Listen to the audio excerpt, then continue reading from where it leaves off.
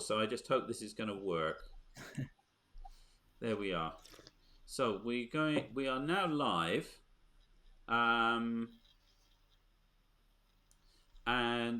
I think if there are people looking, having questions and stuff, yes, there's a thing up there which will tell us if we've got people joining in. At the moment, there isn't anybody, so that's all right. Actually, it might just be a conversation between us, which would be rather lovely.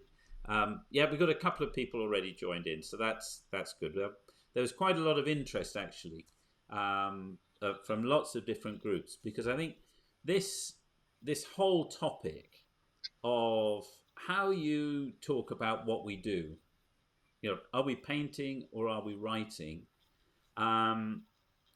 It's a hornet's nest, and I know, Ivan, you were saying, oh, I said something a few years back, and it was like an explosion of opinions. George, I don't know if you've had a similar experience. Yes, I do. I do. Yeah, and I don't know about you, but I know I've sort of been in situations where I've said, oh, I'm painting an icon, or we're painting this, and oh, you mean writing, don't you? With this sort of knowing sort of reprimand, really very nicely done, but oh well, you don't really know what you're talking about. We do. So sometimes it can be very difficult to really talk about this subject in a way that really is among friends. It's almost like people as point scoring. So I think for those of you who are with us for this discussion, this is really a discussion among people who love the icon and who love Christ through the icon. And it's not about point scoring. It's actually about a bit of wisdom and understanding. And we're very, very privileged to have two of the world's leading practitioners of iconography with us this evening. And I'd like to welcome George and Ivan for spending the time with us to discuss this topic of, do we say writing or do we say painting? Busy people, great artists. And I think one of the things that impresses me about having the two of you in this conversation is you're not copyists. It's actually two people for whom the tradition of Byzantine iconography has sort of entered into your creative souls, and you are a fountain of creativity from within that source, and maybe doing things which some people maybe find a bit controversial or don't approve of or whatever, but nobody can doubt the profundity of the way in which both of you, in two very distinct styles, have really opened up this 1,500-year-old tradition and shown that it's as alive and vital today as it's ever been throughout its history. So, to have the two of you to talk about this, I think is really important on quite a big level. Just to fill people in on where the conversation started, this was a bit of a sort of accident, sort of waiting to happen, I suppose, really. A mutual friend of ours, Father Vladimir Lysak from Canada, put up a post, and he put this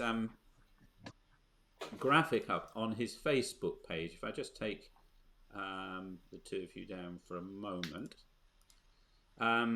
you'll see there this graphic entitled "Icons Are Not Written," and it's something that was devised by a monk from Mount Athos, Archon Elias Damiakis, and dear Father used this as part of his teaching, and this sort of garnered a few comments on the Facebook page, and so I said, hey, Ivan came in with quite a strong comment. George came in with something which was nuancing that, and I thought we've got the opportunity here for a really important conversation. So both of these dear people said, yes, why not? So here we are this evening to talk about this very subject. Now, at the same time, I am trying to play with there we are, play with the techniques so that we can have a pleasant visual experience. So I really want to start just to explain. It is going to be a conversation between two experts, and we're listening in on this. So people want to make comments and things, please feel free to do so. But we won't be having a question and answer session as such. This is not to be controversial. It's not to be one of those sort of battling occasions. It's really an opportunity to listen in on two people who really at the peak of their profession that we all admire and look up to, so that we might gain a little wisdom from their wrestlings and understandings of what they're doing. Um, George, you've written a book, and if you write books, you're a hostage to fortune because somebody's going to quote it at you. So it sort of puts you on the spot. So I apologise for this, but I hope you won't mind. But you've said in your book on colour as light in Byzantine painting that the common elements of the artistic language of icon painting is to highlight the unity that exists in Byzantine painting, and you use the word painting, on the level of its systematic approach to painting. So if we're going to talk about, do we say painting or do we say writing, here you are in this seminal work exploring at quite a profound depth what you do, and you describe it as painting. So perhaps you could take us up from there and why you do that. Well, thank you, Ian. First of all, thank you for the invitation and the opportunity to just be together and exchange, some ideas on what we really love, icon painting. So I think it's a beautiful opportunity for all of us. Look, first of all, this is the translation of my book in English. So in the Okay. original Greek language, we don't use this this word. Okay.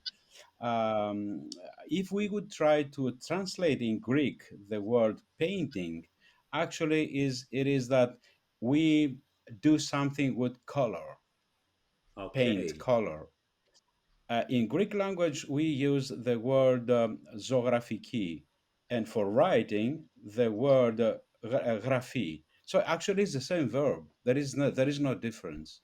Okay. Uh, uh, Painting, I mean, zographiki, means that we write the life. We write the life. So the verb is the same. There is no difference at all. But definitely, when the text is translated in English, there is a problem because there are two different verbs, write and Mm-hmm. painting.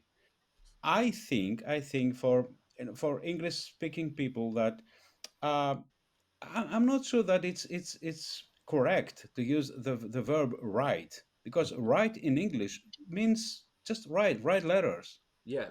It's Use there is no words. meaning, no sense to use it for create shapes, and by using colors to render forms, etc. There is no such meaning in English verb write. So why to use it?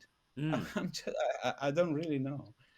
So that's my opinion. I think that it's not a matter of terms, but mostly it is a matter of content. What we mean by saying write or paint. I think that's the main issue. Yeah. That's my opinion. That, I mean, we're talking language. Obviously, you're Greek speaking. Ivan, you're Italian speaking. I mean, is this? Yeah. I'm aware in the English language this is an issue in icon painting circles. I mean, Ivan, in Italian circles, is this paralleled, or is it really not an issue in Italy? Uh, no, there are two words that we for an for for paint. For example, write, scrivere, Yeah. write a book, write a letter, It's the same like Greek, for example.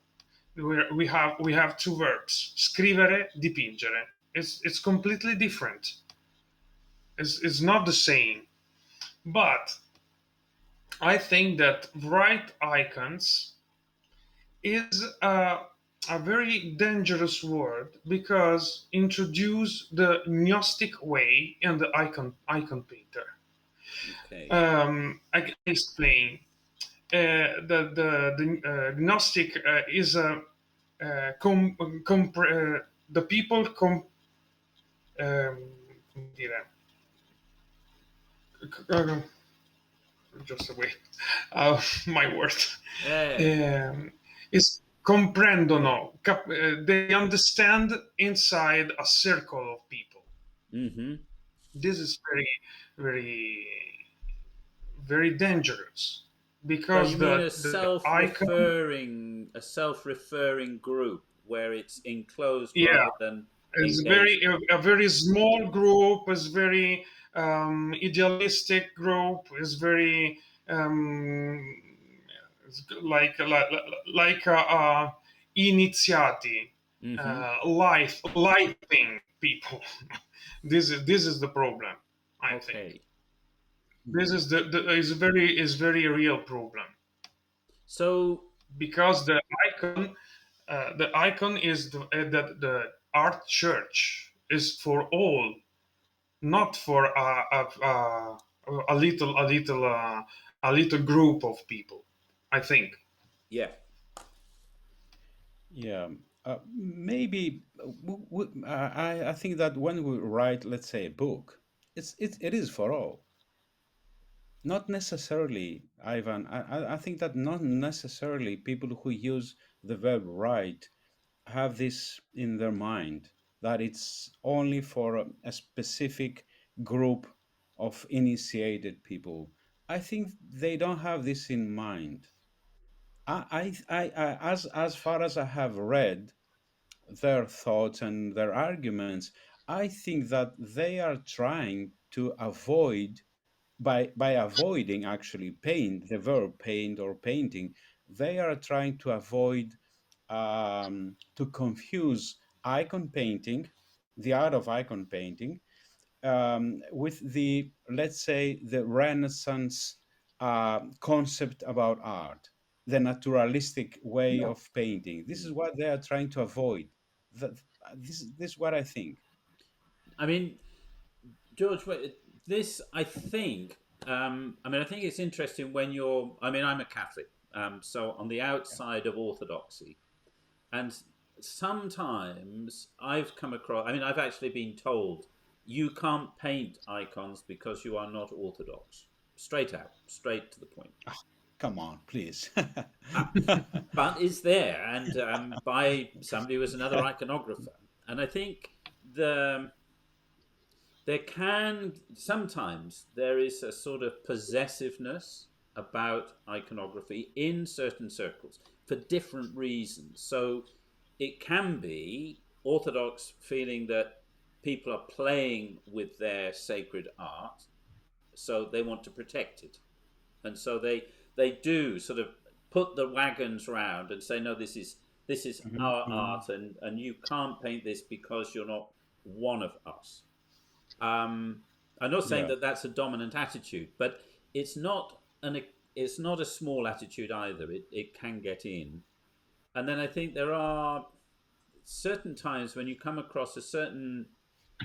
I don't know. I've come across it usually from clergy, actually, not Orthodox clergy, I can say, where they've maybe come to visit the studio and they want to show that they know about icons and that they are special and important. And so they love to use this, oh, we write icons, don't we? And it's like a sort of coded word to say, I'm an initiate. Yeah. I know what this sort of Yeah. secret world More, of more icon painting is about. sophisticated. Yeah. Right. Um, Okay. Even to the point, maybe even to the point, Ivan, I don't know if this is quite what you mean, but there you can get a certain esoteric sense that we are the Mm. initiated. And you get that in all religions, and anything that has that sacred quality to it, people become very. mystical in the wrong use of that term. And I wonder, Ivan, if that's sort of what you're trying to get at, that in certain circles, not all by any means, but in some cases, there is a tendency to this sort of, I don't know, sort of religiosity and a Hmm. sort of elitism that we know what, for example, the tradition is and how that word is used. So maybe the two of you could talk about that word tradition for a minute, about what when we talk about the tradition, what exactly are we talking about for Yeah. you? Uh, Asking me, I Yeah, or both of you. Ivan? Wait, and either of you want Uh, to? Both. George, Yeah. Okay, let's Ivan tell us his opinion what is the about tradition. tradition for me? Yeah, Tradition. Yeah. The Apostle Paul told us, I transmit you what I have received. I give you what I have received. This is the, the, the definition of the tradition, for example, for me. This is the better definition that we have in the history of the church. What is the tradition? For me, that I paint the icon. The tradition is what my father uh, have what his work they work is for me the tradition. Then I must study what is the spirit that they work inside the work. This is for me the real tradition. Then, now I live in 21st century. I must understand what is the spirit of the ancient icon painter. And then I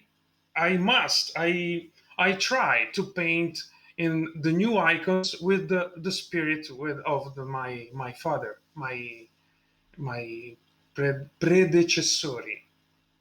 predecessors. Pre- Hope you're impressed as with my ability to Mhm. translate Italian. There, that's Thank you. so for you, it's very much the spirit of what has gone before, especially the apostolic witness. Is that George? What Exactly. about for you? Yeah. Well, I would say that it's something much more complicated. I think we have to make many distinctions to just to give an answer to a question like that.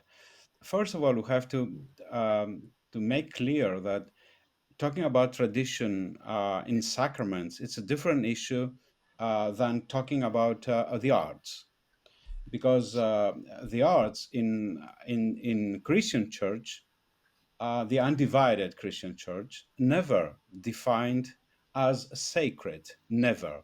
We do not have a definition of art as sacred art. The icon of Christ, for example. It is sacred, but not the art. I mean, the means by which the icon, the sacred icon, is presented. That's a different issue. Mm, We're confusing today, I think, that what is the element that makes an object to be sacred? The icon of Christ, for example, it is sacred not because of the art, but because of the face of Christ. The face of Christ makes the icon to be sacred and not the art. Today we're talking about sacred arts, but I suppose and I think that it's very, very dangerous to go towards this direction, because if we go towards this direction, then we are unconsciously we are elevating art, a language, actually, a mhm. language. We're elevating a language to a dogma. And now and then we are in a problem, because we know that truth is um, identical to any language. The truth is beyond any description, beyond any languages. Mm. So that's one of the main issues we have today. Talking about sacred arts very easily, not making a distinction, it's a very, very complicated thing. And talking about tradition in arts, I would say that I would prefer to use the term the body of ecclesiastical art instead of tradition, because actually we have a history in Christian arts from the first century to today. Yeah. So we have a body of arts. All right. In this body, we have many different attempts, sometimes attempts and styles that are not identical, that are controversial sometimes. And instead of what we have in mind, these styles worked in the past. So these are part of ecclesiastical heritage, but not necessarily what we say today tradition. Ivan said before that tradition is mostly, and I really agree with what he said, that tradition is mostly the spirit of tradition or whatever. I don't remember exactly his word, but I totally agree. Tradition is mostly, um, I don't know if the spirit is the right word, but it's a way of thinking. Mm. It's a way of Yeah. presenting things to Christian body, to the body of Christ, to the church. So there is a Yes. specific way of Better. thinking and presenting things. So that's the spirit, as I understand what Ivan said. Mm. So this is the Yes. real tradition. So if we have this concept, we can use many different forms, because depending on the people we are addressing our art, the forms can change, and they were changing. We have a Mm. history, so we had many different styles. So what is this? Is it a tradition or not?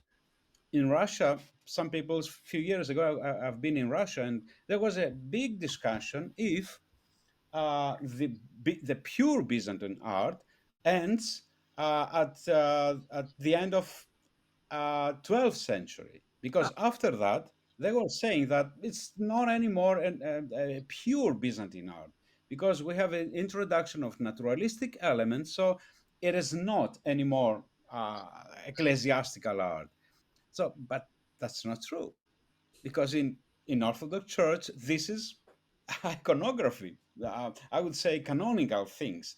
So we have to make distinctions. That's my idea, and I Mm. totally agree with Ivan that tradition is mostly a way of thinking and not specific forms. Today, yeah. talking about tradition, most of people think that tradition is very specific forms, specific colors. Everything Yeah. is, I would say, defined, and we have to copy and not create Ye- languages or forms in order for this way of Up, up, up. Oops. Now what's happened? Oh. Hey, sorry there, George. I managed to. The, here we are. There. Somebody else was ringing in for some reason, and I'm not sure why. Sorry, George. Um, now then. No, what's Okay. yeah, okay, sorry, George. The okay. for some reason Hurrah. somebody else rang in there, and I don't know what or that was about. But anyway, there we are. Um, let's try and get everybody back to the way that we were, which um, isn't happening so easily.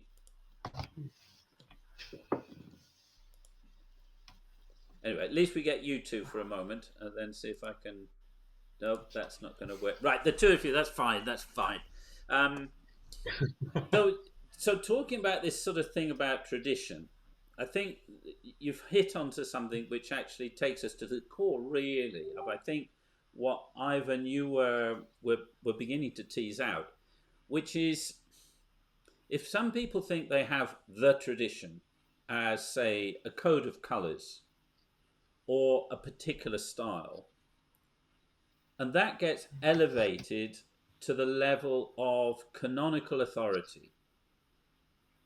You're actually saying that you're putting in a set of rules and giving them a sort of divine mandate and authority.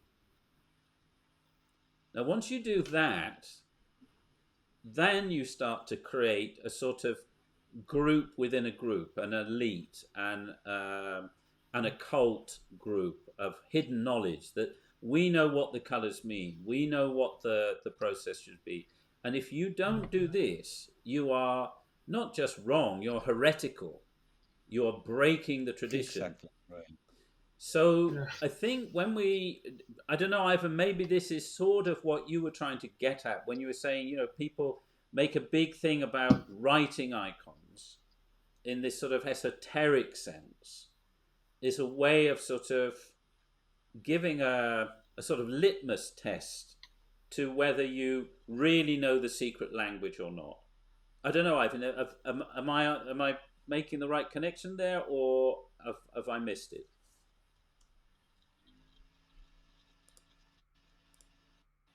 Uh,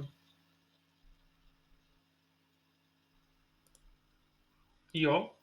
Yep. Yes. Oh, okay. I'm so sorry. I think that there are two a confusion between style and language. The style is not the language, but sometimes the people think that if the icons do not correspond what I think what icon is not canonical, is not icon. I think that this is very very a great mistake because they don't know the language. The hello, Yep. the We're with you. lexical, um, uh, the lexical heritage that there are inside the icon. For example, there are inside the icon the liturgical language of the church of the icon. The people don't know, and they confuse the style and the language. This is one the first mistake for me, in my opinion, that in my experience that I have seen in during my work during my in the time that I work with icons.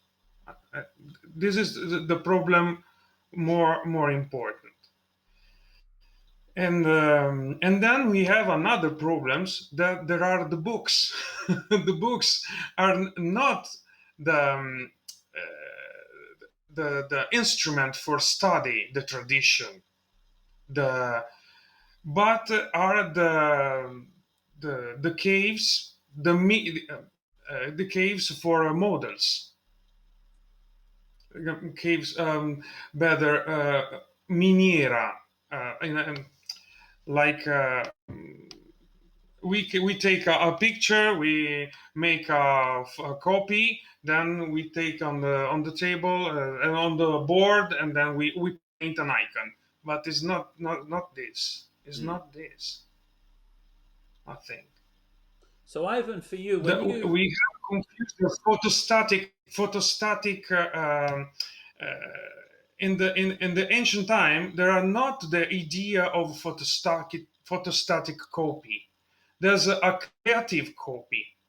The, Andrei Rublev paint two or three icons of Mother of God of Vladimir, but it's not a copy. It's the model.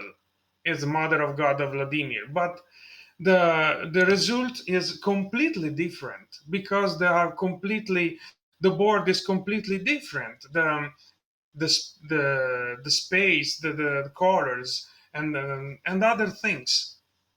The, we don't have a concept of a creative copy, but a photostatic copy.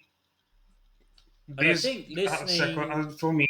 listening to what both of you have said, I can understand why people will latch onto um, yeah, a list of colors, a particular style, because how we're still, the idea of the tradition is actually very nebulous. You know, No, but neither of you have painted a sort of one, two, three clear definition that this is the tradition. It's something really quite imprecise from the way that you've been talking. It's something that you sense. So you were talking about the spirit with which the forefathers have painted, but it's not a particular style. So I think one of the problems for a lot of folk who are amateur iconographers, passing interest in iconography, they understand there's something special about this art, but then they try to get someone like you to articulate what that specialness is, and they get a bit lost. So that then means that they, oh well, I'll stick to the book that tells me that these are the colors that's what they mean, and people who can build these amazing systems of symbolism and mm, synergy and all this sort of stuff, because it's a nice, for most folk, they can't grasp what you're saying. So now's your chance, gentlemen, to rescue these lost souls who are desperately looking for you to tell them, well, what is this tradition that you're talking about? What is it that animates you when you paint? When you take up Mm. a brush and actually mm. make these images of divine beauty, what is it that you are trying to do? Okay. First of all, I would like to say something on what Ivan said before. I think that we have to go back at the iconoclastic period. It's very important to study, this the arguments of the fathers of the church and the definition of the Seventh Ecumenical Council, because this period clarifies many, many, many things. So there, it is clear that the icon of Christ, it is his face, the external form of Christ, it is the icon of Christ. So the icon of Christ is not dependent at all at any artistic language, pre-exists because Christ incarnated, the Logos incarnated. So since the second person of Holy Trinity appeared on earth with in a specific form, this form is his icon. And whoever said these are the words of Theodore Studite. Whoever does not call this external form of Christ the icon of Christ, he is a heretic. So the icon is not a product of any artist. Mm. The icon of Christ, Christ said, Saint Theodore said that Christ depicted himself by becoming a man. So what we do as icon painters is not to create the icon of Christ by using any artistic language. We use artistic languages to present the icon of Christ, not to create the icon Mm. of Christ. Yes. Yeah. It's a big issue. Yes. And then that's why today most of iconographers, mostly influenced by thinkers at the beginning of 20th century, they think that they create the icon of Christ, but we do not create the icon of Christ or any other saint person.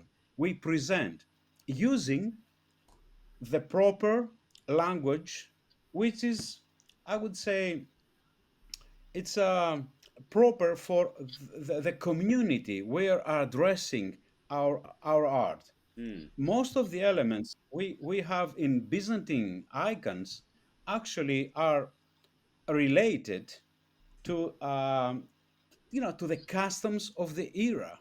Yeah. For example, Virgin Mary was wearing this purple color. The purple color was the color of the garments of the kings. Yeah. And that's why, since we believe that she was King of Heaven, she was wearing this. So it is clearly related to something very specific in a context, in a very specific context. And Today, doesn't that no one can understand this. isn't that precisely the point, that the tradition Exactly. of the incarnation is that that presence of Christ takes its form in the here and now. And Hmm. I think one of the things is we are talking about the art for the liturgical space. That is, Okay. we're not just painting a painting of Jesus for a supermarket wall. No. It is part of what we do in the liturgy. So I think there is surely Ye- part of Yes, that. but it's very important, Ian. The people we are addressing our art. If people are, in Alaska or in South Africa or in Asia, we cannot use same language. Yeah, It's it's prohibited that's because the language is not sacred. It's just a language. that's exactly what I was sort of saying, George, because the liturgy is celebrated here and now in its particular Exactly. context. Yeah. Um, so it's not just the local culture, but it's the local Hmm. culture gathered in the throne room of God. So Exactly. that, I think, that's the thing that tips it from just being art for any occasion. It is the context which Hmm. is also part of that tradition where we meet Christ, because he is truly present on the altar. So therefore what we Exactly. make visible is just what is actually there in reality. So Hmm. the the dynamic of the language is very specific to the context of giving visual form to that which is actually present. Right. So the Right. whereas, for example, in a naturalistic scene, you might be wanting to recreate a historical moment. In the liturgical context, that's inappropriate, because actually, why do you want, for example, a photograph of your wife if you're sitting next to her? You know, it's crazy. Right. So you Yeah. don't want Okay. to be Yeah. in the Sure. liturgy with an imaginative Hmm. scene taking you off into the past, because the Lord is there here and now. So that here and nowness of Hmm. of the liturgy is also, I think, part and parcel, would you say, of this living tradition.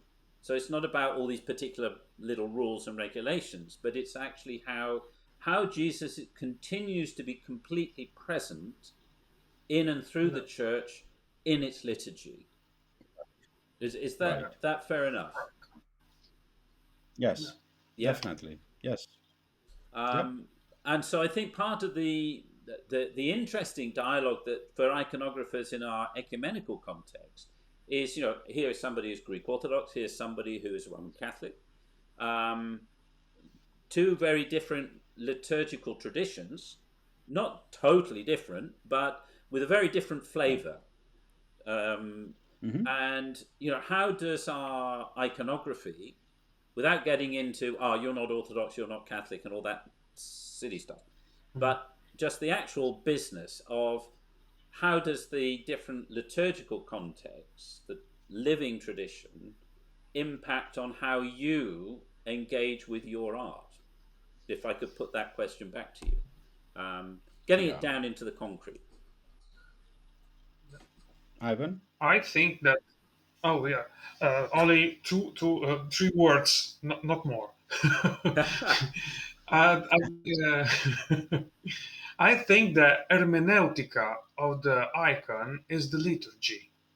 If I want understand what is an icon, I must celebrate with these people in this portion of people of God.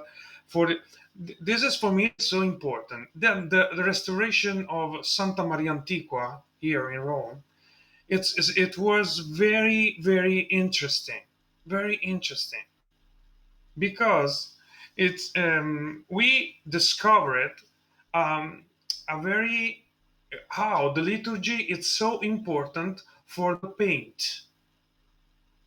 because I think that it's real that the the hermeneutica of the of the icon is the liturgy. This is for me. It's a polar star Yeah, it's a nice way of putting it. for me.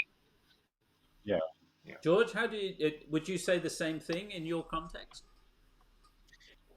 Yes, I also believe that instead of the older actually interpretation of iconography from the beginning of 20th century was more idealistic, I would say, Mm, basically based on Neoplatonic or romantic, ideals.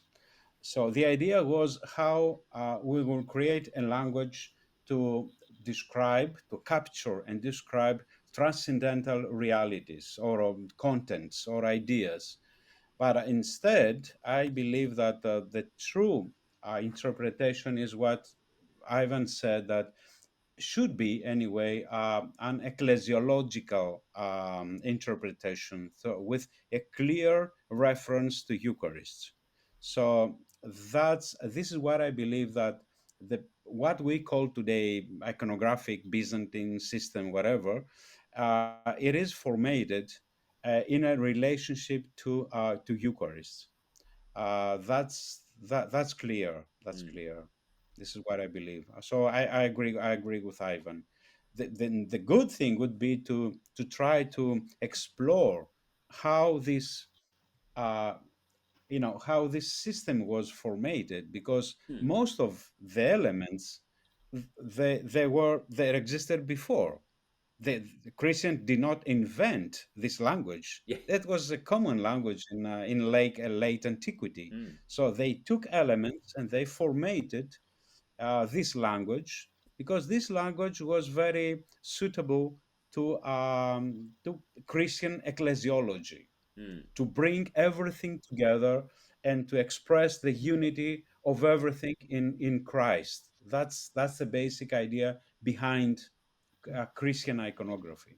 And that's our, I would say, job as mm, iconographers, to create an icon or the iconography of a church, to express in visual terms the unity of everything in Christ, the unity of the world in Christ. mm. That's our job. And I think one of the I'm wonderful, totally agree. I Oh, was sorry.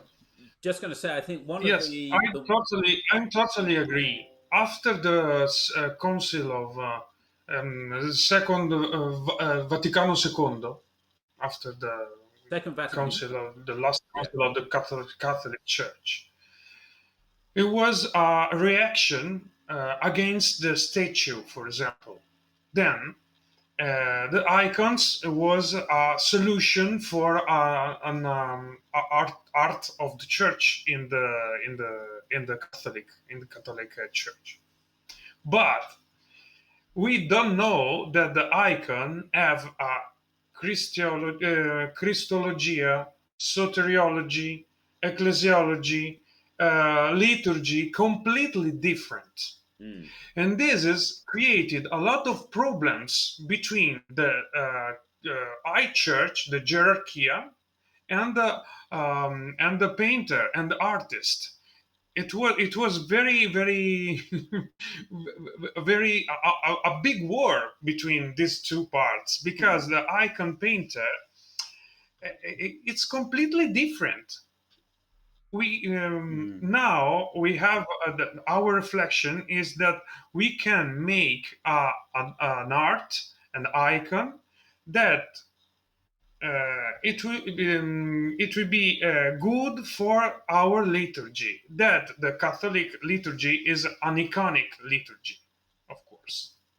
We don't need the icons for the liturgy, but it's very interesting because the Pope John Paul II repristinated an ancient rite of for the Easter, the the surrexit, call it surrexit. The Acheropita Lateranensis is a part of the altar, a papal altar during the liturgy of the day of the Easter, and then this is the relic of the liturgical way in the Catholic Church. This is a very small relic of the cultural heritage of the image in the Catholic Church. This is very interesting for us, and we must work around this little part. I think one thing that Mhm. strikes me as well from both what you're saying is your Christianity is fundamentally a religion of incarnation, about Okay. God getting stuck into the mud of existence. Um, Mhm. Yeah. so, fundamental to what takes place in the liturgy is the very humble means of our existence are taken up and then transfigured. So, in any liturgy, East or West, we have liturgical music, we have liturgical vestments, we have liturgical ceremonies, we have all sorts of liturgical ordinary stuff. Painting is part of that liturgical stuff. Um, and for me, I think one of the things which I find a little disappointing in some conversations is that they try to make what we do with our paints not painting. It's almost like, oh, well, it's too humble, it's too ordinary. But actually, I think that's something we should really be celebrating. Of course, I paint. I use a paintbrush. You know, whatever culture you're in, whatever it is you do with a brush, that's what it is. Let's not try and make it Yeah. something else, because actually, it is God who humbled himself. You know, humus became of the earth, and Sure. it the glory of our art, the glory of the icon, is the liturgy. And that only Yeah. shines out more gloriously if we allow it to be Mhm. very humble. And being able to say what we're doing in that context, you know, taking the local, the specific, and breathing life into that within and from the liturgy in this humble means, I think, is where the gospel really comes alive. And so when people try and sort of esotericize our art into being something, oh, well, it's not really art, or it's not like Western art, as though that's something terrible, it's actually, yeah, it's very much like that. But look what God does with that. Mhm. And that's when it Right. becomes inspiring, and your heart sings, and you suddenly are putting words to the experience. My first experience of icons was in Athens. I was 18 years Really. old. I'd gone on holiday to see a friend of mine, a girl actually, and by the time that was all finished, but the one thing that really remained was going to this tiny ancient Byzantine church, and going into the church and being sensed with the holy presence of divine grace. And there was a shaft of bright Athens summer sunlight coming into the church, and the smoke from the candles was wafting out. It's terribly romantic, but it's real. And there were these images, and it was in a church which hadn't been cleaned or restored, so it was the shimmering Mm. outlines. And at that moment, I found the art that spoke to me with my faith. And Mm. I was 16. I'd done this Graham Sutherland crucifix on life size on my bedroom wall. So I was into painting and faith and all this sort of thing. But when in that context, somehow all of that all came together.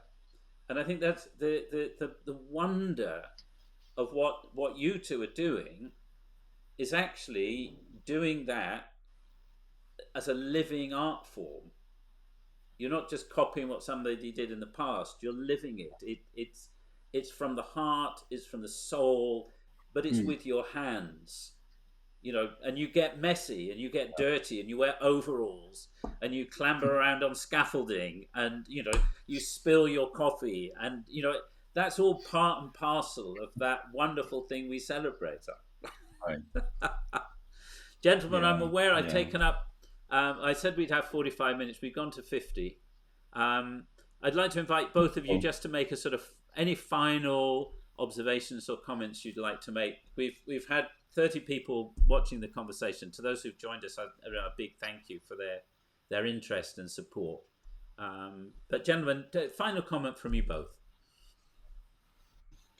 I would say that the main thing is not to the main issue is not the verb we use to describe what we do. That's not an issue. If it's write or paint or whatever, the main issue is to understand that what we do is that we bringing out from our heart our faith, and we render this faith and in our Christian experience in visual terms, just trying all the time to create art that is good for a specific community where we address our art. So we are trying to do liturgical art and to express in our art, I would say in traditional and at the same time in contemporary, visual style, to render this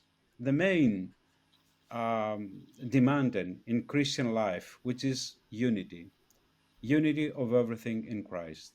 That's that's a beauty of icon painting. Not copying an icon, but just create something that it is a witness of unity of real Christian life. Beautiful words, George. Thank you. That's lovely. Yeah. Welcome, Ian. No, Ivan. no other words. No Eh. other words. I'm totally agree. Ivan, that was No very other clever. Gentlemen, Thanks, really guys. thank you both very much. It's been lovely, really lovely having Thank your you, Ian. time. Thank you. And Thank hopefully you. Thank we'll you be able so to do much. something again like this in the future. Sure, why not? Wow. Let's It's see. pretty easy Yeah. now. Nowadays with this stuff, it's very easy. Yeah. Why Exactly. not? I Exactly. Gladly. promise you Thank that I you. try to study English. English. Uh, Of well, course. maybe my Italian will have been a bit, on progress. Okay. We can do that in Italian. We can do that in Italian. Yeah, I do give me speak another 3 Italian, years. actually. Yeah. All right. Brilliant. Good. All right, Well, gentlemen. Well, God bless Okay. you. And thank you. thanks again. Brilliant. Thank you so Thank much. you. Thank you so Thank you. much. Bye. Bye. Bye-bye. Bye.